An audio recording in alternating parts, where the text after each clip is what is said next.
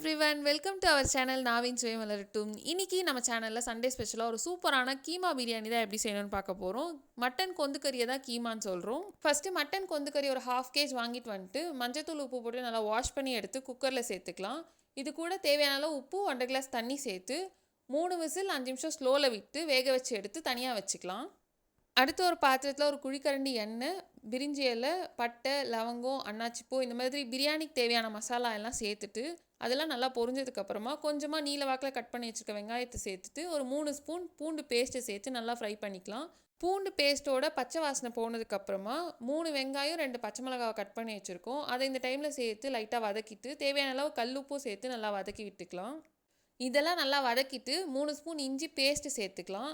இப்போ இதையும் நல்லா ஃப்ரை பண்ணிக்கலாம். இந்த இஞ்சி பேஸ்ட்டோட ஸ்மெல்லு போகிற வரைக்கும் நல்லா ஃப்ரை பண்ணிவிட்டு ஒரு கைப்பிடி கொத்தமல்லி புதினாவை நல்லா பொடியாக கட் பண்ணி வச்சுருக்கோம். அதை சேர்த்து நல்லா மிக்ஸ் பண்ணிவிட்டு 2 தக்காளி கட் பண்ணி வச்சுருக்கோம். அதையும் சேர்த்து நல்லா வதக்கிக்கலாம். இது எல்லாமே நல்லா வதங்கினதுக்கப்புறமா நம்ம வேக வச்சு எடுத்த மட்டன் கொந்துக்கறியை இந்த டைமில் சேர்த்து நல்லா மிக்ஸ் பண்ணி விட்டுக்கலாம். இப்போ இதெல்லாம் நல்லா மிக்ஸ் ஆனதுக்கப்புறமா ஒரு 1.5 ஸ்பூன் வெறும் மிளகாத்தூள் சேர்த்து நல்லா மிக்ஸ் பண்ணிவிட்டு 4 ஸ்பூன் தயிர் சேர்த்து எல்லாத்தையும் நல்லா கிளறி விட்டுக்கலாம். கொஞ்ச நேரம் எல்லாம் வதங்கட்டோன்னு சொல்லிட்டு தட்டு போட்டு மூடி வச்சிடலாம். எல்லாமே நல்லா மிக்ஸ் ஆகி வதங்கினதுக்கப்புறமா 1 கிளாஸ் அரிசிக்கு 1.5 கிளாஸ் தண்ணி, நாங்கள் 2 கிளாஸ் அரிசி எடுத்திருக்கோம், அதனால் 3 கிளாஸ் தண்ணி சேர்த்து நல்லா மிக்ஸ் பண்ணி விட்டுக்கலாம். 2 கிளாஸ் சீரக சம்பா அரிசியை 20 நிமிஷம் முன்னாடியே ஊற வச்சுருக்கோம். இப்போ நல்லா தண்ணி கொதிச்சிட்ருக்கு. இந்த டைமில் அரிசி சேர்த்துக்கலாம்.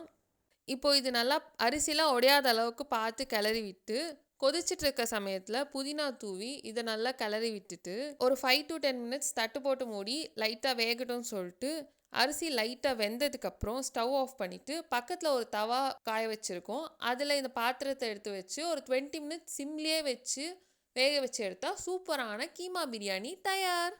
இப்போ இந்த சாதம்லாம் உடையாத அளவுக்கு நல்லா கலரிட்டு சர்வ் பண்ணுங்கள். இது கூட சிக்கன் 65 தயிர் பச்சடி காம்பினேஷன் அல்டிமேட்டாக இருக்கும். இந்த வீடியோ உங்களுக்கு பிடிச்சிருந்தா do like, share, subscribe and don't forget to press the bell icon. Thank you.